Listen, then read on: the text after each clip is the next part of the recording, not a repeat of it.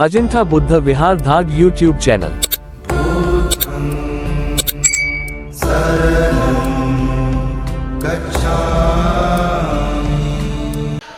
सर्वांना नमो बुद्धाय, जय भीम। सध्या चालू असलेल्या भारतामध्ये भ्रष्टाचार आणि गोरगरीब जनतांची लूट हा विषय खूप असा गाजलेला आहे। तद्वतच सामान्य नागरिकांना होणारा त्रास, तसेच सामान्य माणसांना अडचणीवर मात कशी करायची यावर खूप असे मोठे प्रश्न उपस्थित होतात। तर बघा, सध्याच्या या दगादगीच्या युगामध्ये आणि विशेषतः भारतामध्ये खूप असं ज्याला महागाई म्हणून त्या महागाईला आग लागलेली आहे। सामान्य शेतकऱ्यांना मिळणारा जो हमी भाव आहे तो हमी भाव पण सुद्धा मिळत नाही, म्हणून शेतकऱ्यांना त्याचं काबाड कष्ट असे करून पिकवलेलं शेतामध्ये जे अन्नधान्य आहे तर ते कोणत्या पद्धतीने विकायचं, शेतकऱ्यांनी केलेल्या मेहनतीवर निसर्गरूपी अनेक संकटे येतात, उद्भवलेले आहे आणि त्या उद्भवलेल्या संकटाचं शेतकऱ्यांनी कसा निचारा करायचा किंवा निवारा करायचा हे खूप मोठा प्रश्न उपस्थित आहे। तर अडचणीवर मात करणे हा प्रमुख विषय आहे। तर अडचणीवर मात कशी करायची, सर्वसामान्यांना आलेली महागाईची टंचाई तुम्हाला खाद्यापासून तर निवारापर्यंत येणारा सर्व खर्चांमध्ये खूप महागाई वाढलेली आहे। तद्वतच महागाईवर उपचार करून पोट तिडकीने कमवलेले पैसे हे आपण सुखसुविधेसाठी आरामात राहण्यासाठी केलेल्या सोयींना मूलभूत गरजा पुरवण्यासाठी उपयोगी पडत नाही, म्हणून आपण बँकेच्याद्वारे किंवा इतर फायनान्सद्वारे कर्ज काढत आहोत। ते कर्ज व्यवस्थितरित्या न फेडल्यामुळे पण आपण अडचणीत सापडत आहोत।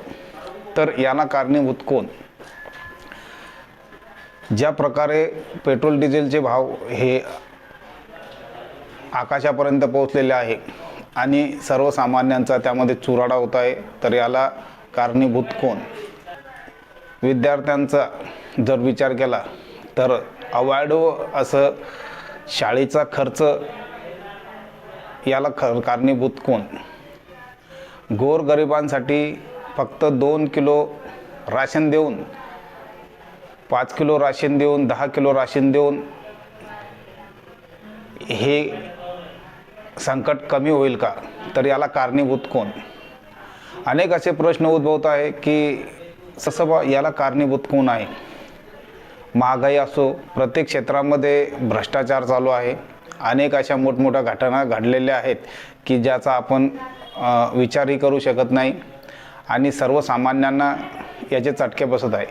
सर्वसामान्य नागरिक हे त्रस्त झालेले आहेत। त्या नागरिकांना किंवा त्या लोकांना आपण कुठपर्यंत ही व्यथा कळवायची आहे किंवा कळवत आहेत हे सुद्धा कळत नाही, म्हणून यावर सर्वांनी विचार करायचा आहे आणि योग्य तो पर्याय सुचवायचा आहे।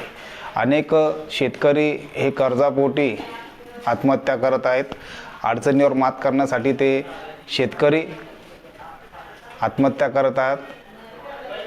निसर्गरूपी ओला दुष्काळ असो तर त्या दुष्काळावर तर आतापर्यंत काहीच निर्णय झालेला नाही, तो एक मुद्दा। याला कारणीभूत कोण?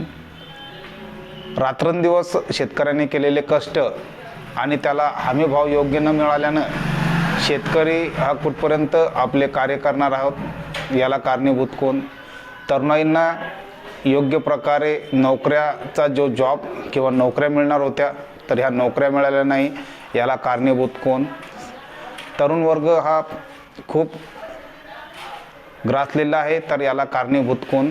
तसेच पाहता तरुण वर्गासाठी केलेलं कार्य आणि तरुणांना नोकरीचा जो आमिष दाखवलेला आहे, परंतु तरुण वर्गांना काही काम उपलब्ध नाही, तर याला कारणीभूत कोण? म्हणून याचा सर्वांनी विचार करायचा आहे आणि याला प्रश्न विचारायचा आहे की याला कारणीभूत कोण? नमो बुद्धाय, जय भीम। अजिंठा बुद्ध विहार धाग यूट्यूब चॅनल।